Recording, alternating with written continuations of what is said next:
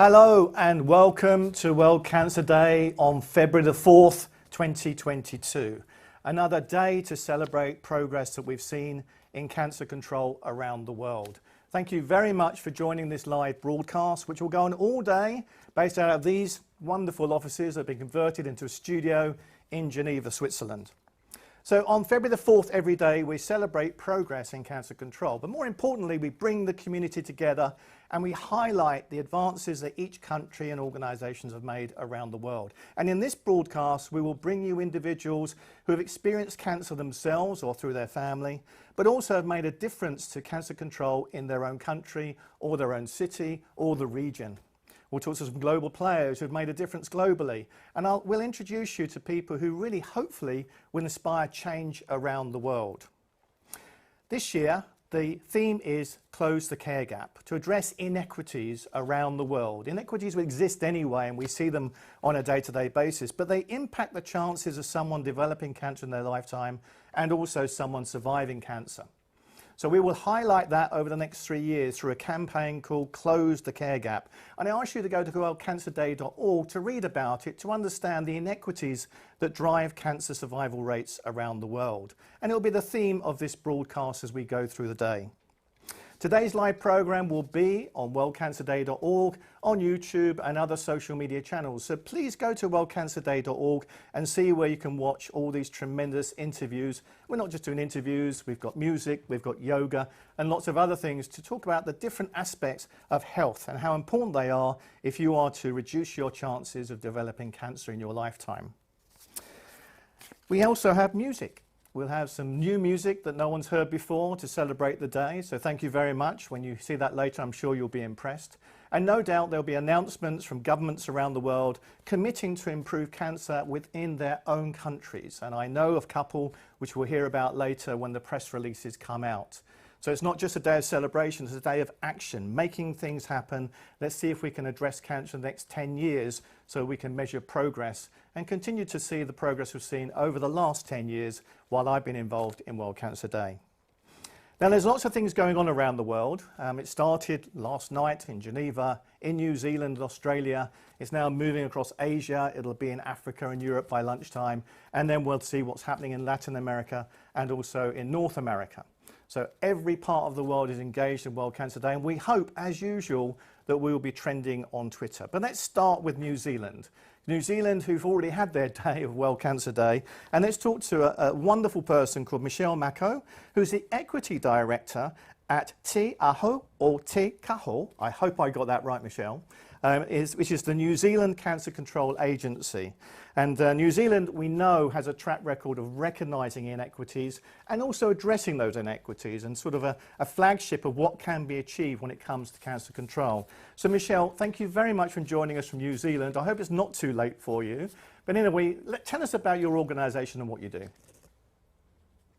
Oh, kia ora, Cary. Thank you for the invitation and for the welcome. Nei rata mihi ki a koutou mai Aotearoa nei. I send my greetings to you all. So yeah, Te Aho Te Kahu, we are a new agency, roughly 2 years old, and we've been established to provide leadership and oversight for cancer control. So we've been working with policymakers, funders, clinical services, clinicians, researchers, and community leaders to look at what are the solutions and opportunities for improving cancer outcomes, and as you say, to close that equity gap. So what are the equity gaps that you're focused on in New Zealand, and what are the peculiarities of the country? I mean, I recently saw that you've made great announcements about tobacco control, but what else are you actually doing? And perhaps you can inspire other countries to show us what you're doing to address those equity gaps, and we can share that around the world. Well, kia ora. Well, like many other nations, our cancer survival rates are improving, but we're actually falling behind a lot of other OECD nations. And so, and the improvement in cancer outcomes are not shared equally. So the inequities here in Aotearoa exist particularly for Māori, our Indigenous people here in Aotearoa, and Pacific people. So here in New Zealand, Māori are more likely to, 20% more likely to get cancer and twice as likely to die from it. So it's pretty stark, and it's a very key focus for us. But like other nations, our gaps are driven by a whole range of factors, including differential exposure to risk factors like smoking, alcohol, poor nutrition, poor physical activity, sun exposure, and infectious illnesses. So those are some of the big things that are driving our incidence rates. But we also have lower screening rates for breast, bowel, and cervical for Māori and for Pacific. We have poorer access and lower utilisation of primary care. And we also having, like many other nations, seen late detection of cancers in emergency departments. And we're also seeing higher cancers, rates of cancer with lower survival, like lung, stomach, and cancer, liver cancer. That's a story that I hear from many countries, but obviously your agency has been established to address some of those issues. So are there any key programs which you're particularly proud of, which you think could have a major impact on cancer survival by addressing some of those inequities? So even the establishment of the agency in 2019 was one of those things that we took to really put the highlight on cancer and also on the equity issues, and to address how we fix those, how we identify the challenges and the solutions. We've been really driven with a very explicit focus on equity. So as you introduced me, Cary, I have a role as equity director, and so that's again an explicit decision to make equity part of what we do. It's built into our organisational structure. So we have Māori leaders at all levels of our organisation, from our governance through to our management and into our delivery as well. But we're also building equity into our processes. So, you know, when we develop new projects, when we're thinking about new areas of work, we actually undertake robust equity analysis to try and understand where are the gaps and what are the levers that we need to use to make a difference. So also, I know that a focus for you next year is going to be around engagement. We've already kind of started on that process. We completed 13 regional Māori cancer hui in New Zealand this year, where we spoke to around 2,800 Māori with lived experience of cancer and their families. We talked to providers and communities, because we wanted to understand what our community saw as the challenges, so that we could also talk to them about what might be the solutions. I think your role as equity director, I think you're about the only person I've met in my journey around, talking to many governments around the world, where that title actually exists. And I may be wrong, but I haven't heard it. I mean, it's quite unique, and clearly you have a fundamental role in improving cancer outcomes through addressing inequities. What would be the advice to other governments around the world about having an equity director? Do you think that there's real value in that specific role within, like, the health department of a government?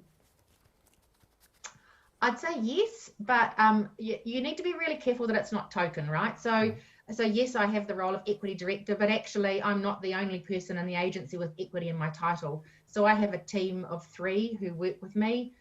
We have clinical equity leads, and we have 4 regional officers. And in each of our offices, we have a role specifically called equity, and its role is to work across the work program and identify the equity issues.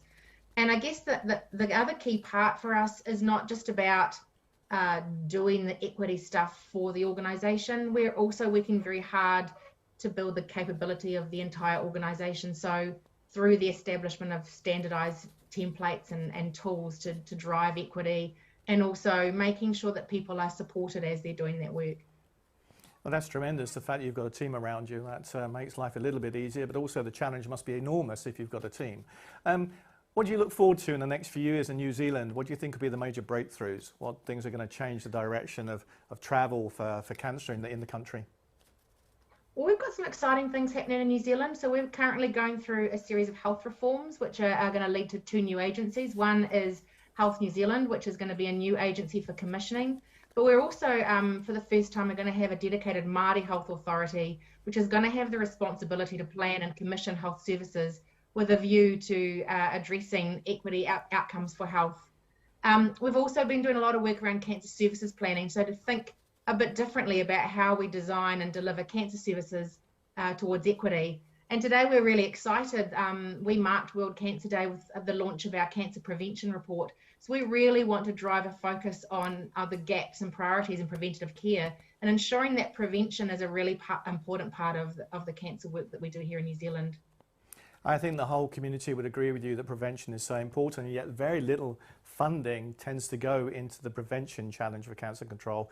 A lot of funding goes into treatment and care, and in fact we've been talking around Europe with our European colleagues about how we could change that balance, because it's a good investment preventing cancer in the first place.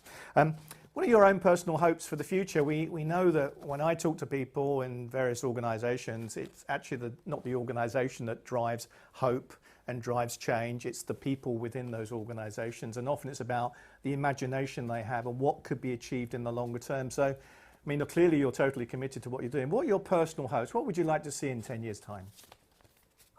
Well, I guess I'd like to hope that pretty soon, and maybe not 10 years, maybe more closer than that, I'd like to think that equity stops being a vague promise to do better or a fancy job title. I really hope that delivering equity just becomes standard practice, a part of our normal cancer care in the future, and that we do that in a way that's really engaging with our whānau and our communities, our families, and making sure that we're delivering what's needed when it's needed to get the outcomes that are required. Michelle, that is a great way to finish our very first interview for the broadcast. I think you've summarised it correctly, that everyone should be addressing inequity. It cannot be left to a single team or a single individual. And from a UIC perspective, the middle part of our purpose statement says about addressing inequity around the world, and that's why this is so important to us. And I know for many of our members around the world, in 173 countries I think it is, I hope that they're going to take the next 3 years to really make a difference on addressing inequities. So Michelle, thank you very much for inspiring us at the beginning of our day and at the end of your day. I hope you've had a tremendous time, and good luck with that prevention report. Please send it to us and we'll circulate it around the world to others so they can be inspired. But thank you very much for joining us today, Michelle.